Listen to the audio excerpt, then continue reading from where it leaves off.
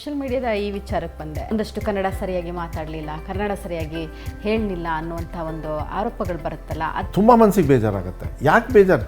ಹೌದಪ್ಪ, ನಾನು ಹೇಳಿದ್ದು ನಂಗೆ ಕನ್ನಡ ಬರಲ್ಲ ಅಲ್ಲ. ಇಷ್ಟೊತ್ತು ನಾನು ಇಂಟರ್ವ್ಯೂ ಮಾಡ್ತಾಯಿದ್ದೀರಾ ನೀವು? ಯಾವ ಭಾಷೆಯಲ್ಲಿ ಮಾತಾಡ್ತಾ ಇದ್ದೀನಿ? ಆಮೇಲೆ ನಾನು ಕಲ್ತಿದ್ದು English medium, Kannada first language. But ಬರ್ತಾ ಏನಾಯಿತು, ಬೆಂಗಳೂರಿಗೆ ಬಂದಮೇಲೆ ಇಂಗ್ಲೀಷ್ ಜಾಸ್ತಿ ಆಯಿತು. ನಾನು ಫಸ್ಟ್ ಎಲೆಕ್ಷನ್ಗೆ ನಿಂತಾಗ ನಂದು ಟೋಟಲ್ ಭಾಷಣನೇ 2.5 ನಿಮಿಷ. ಈಗ ಬನ್ನಿ, ನಾನು 2 ತಾಸು ಕೊಡ್ತೀನಿ ನಿಮಗೆ ಭಾಷಣ ಅಚ್ಚ ಕನ್ನಡದಲ್ಲೇ. ಮೇಡಮ್, ಹಾಗೆ ಬಂಗಾರ ಧಾಮ ವಿಚಾರಕ್ಕೆ ಬರೋದಾದರೆ ಅದು ಒಂದು ಕನಸಿನ ಪ್ರಾಜೆಕ್ಟ್ ಆಗಿತ್ತು.